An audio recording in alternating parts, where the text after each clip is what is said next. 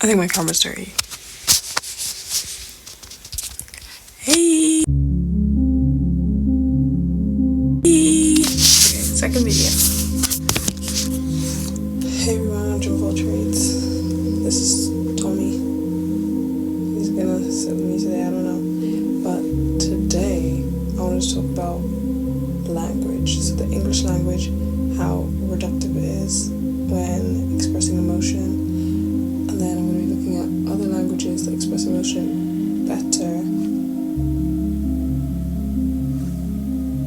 And poetry as well. Although, the reason I wanted to make this video is because I was talking to my friends about how English is just really, yes, it's efficient and concise and it's practical, and you can clearly say what emotion you're feeling matter-of-factly, but I feel like you lose so much more description and understanding of your own emotions with the lack of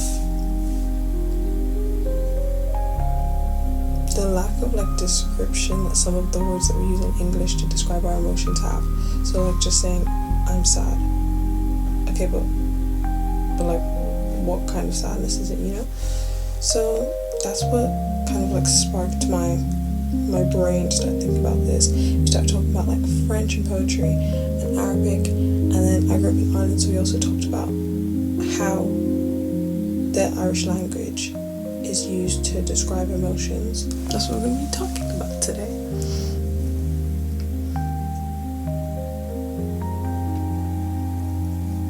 So yeah, we're talking about how just minimal and thin English can feel in comparison to other languages that are so full.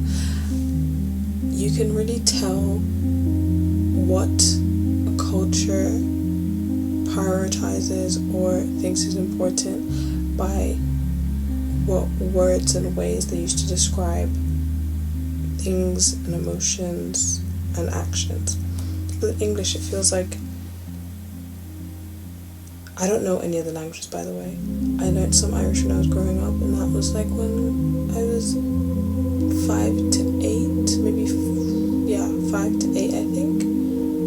I learned some French in school, and I tried to learn Arabic for a bit, but I didn't stick with it, unfortunately. But I am going back to learning French because I want to go to Morocco. I want to go to Morocco on holiday, and they speak both French and Arabic. So I have been before. I went with my mom, and when we were in taxis and stuff, I couldn't hold a conversation, but I could understand the words that they were saying and somewhat respond. So yes, I am only fluent in English. That doesn't change the fact that I want to talk about this. So with English, it feels like when you're asked a question, you give the most succinct way to answer that question, a title or a headline, rather than fully describing the whole story. And I feel like that is what has led to this not regressed emotion, what's the right word? It's what's led to my generation's kind of lack of addressing certain emotions and just being nonchalant about things, or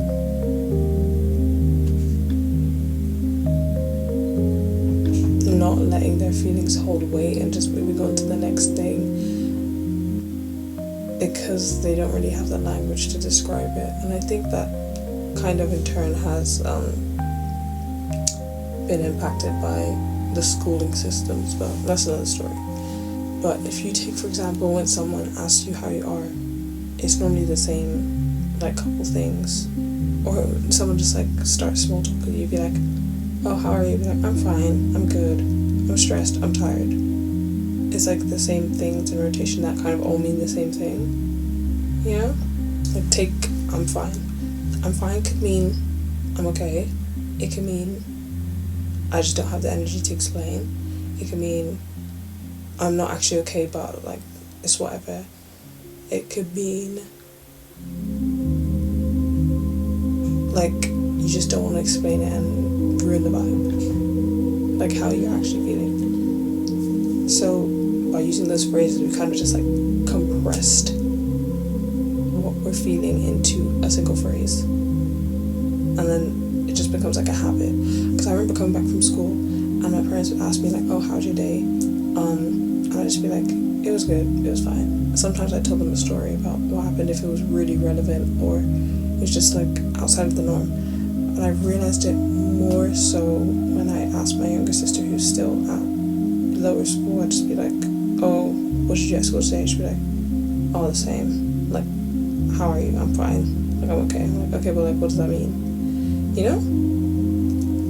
And then, because small talk, especially in like Britain, is so, I feel like people don't actually want you to share your emotions and like make the vibe weird. So then that minimalism and explaining your emotions becomes like emotional maturity, and it just becomes like a, how do you say, like a rule of thumb to just not overshare. Even if it's not small talk, I feel like people just feel like they should overshare because it's not like the right thing to do, you know. And this could kind of reflect the origins of English, like why English was used. It is used in like for usefulness, for like useful purposes. So back in the day it was used for trade and bureaucracy and like the newer industries that were popping up. So that would explain why it's so like clarifying, like it's so it's like a matter of fact. Whoa. But feelings don't work the same way that trade does and all those things, you know?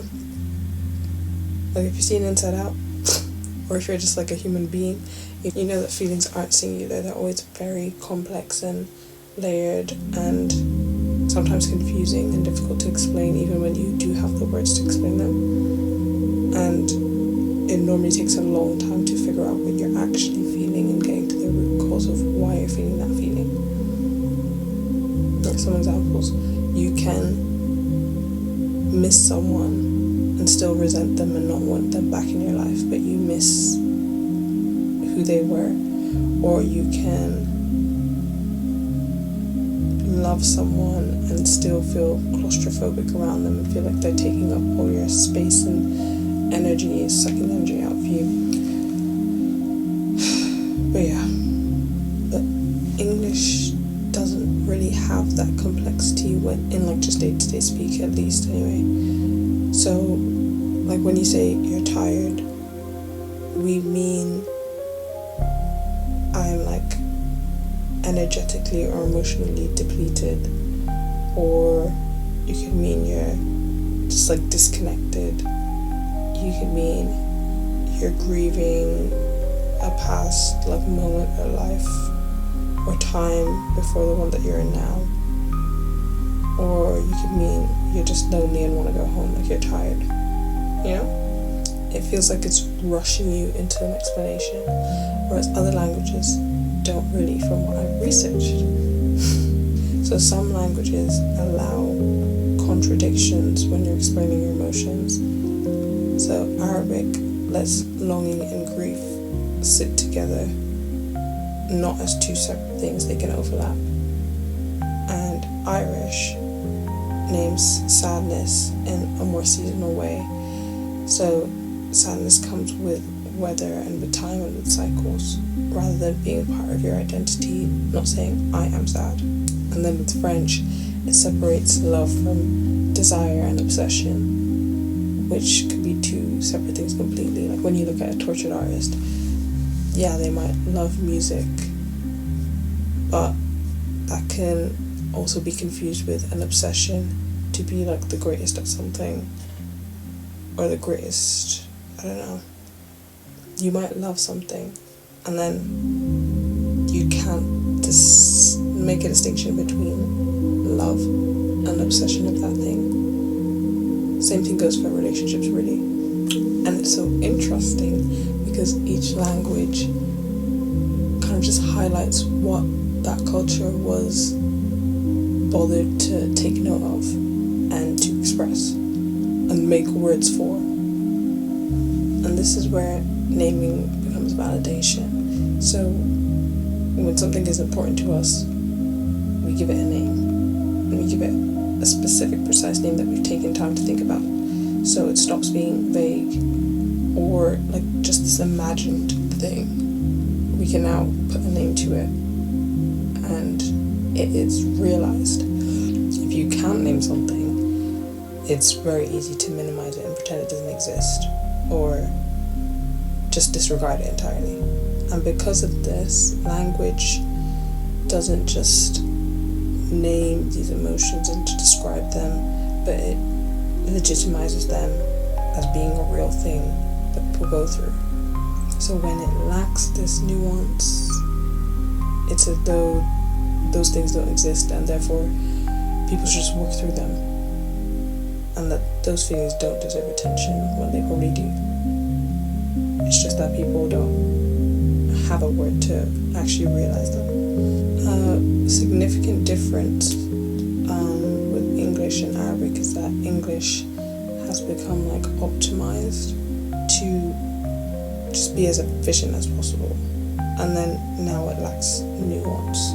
So the real feelings that aren't being named like just go unnoticed, really. And I found this writer on Substack, let me find their name, Karim Wafa, and he described, and I quote, "In Arabic, words have spiritual meanings, even when saying simple things.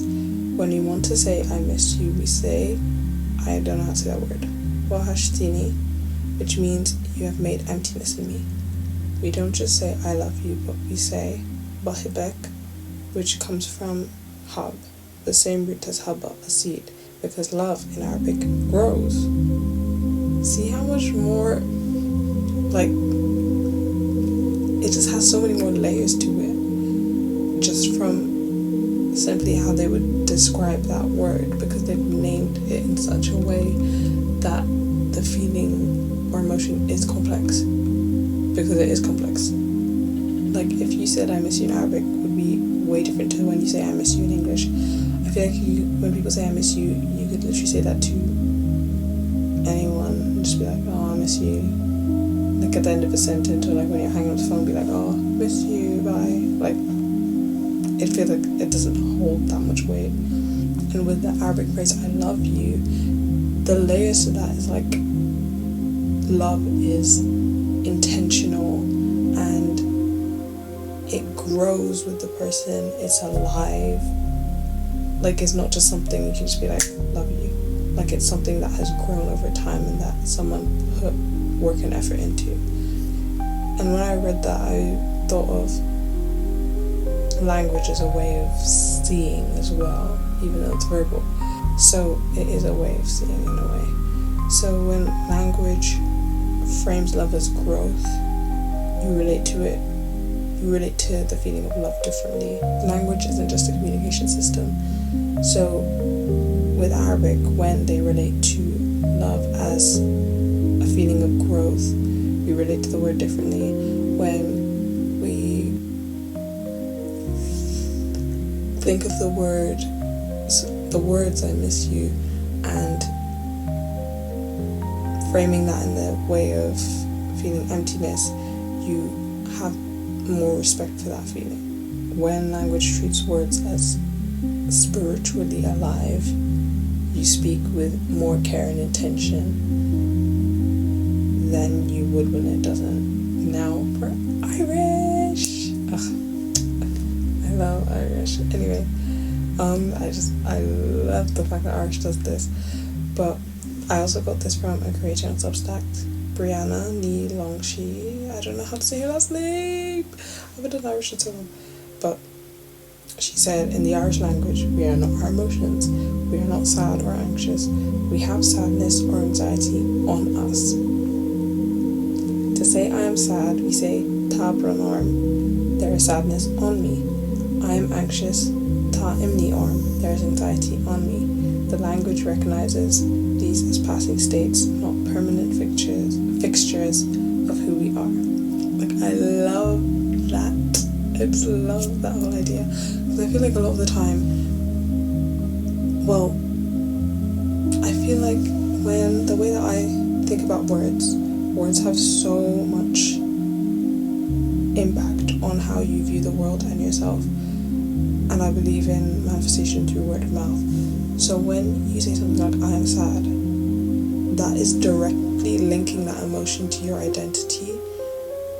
And that link, I feel like you shouldn't do that. So I love the fact that in Irish, it's like this thing that is just on you that will eventually fall off, or you can brush it off with enough help. Like, it's not something that is you. It's not a negative feeling that is you as a person.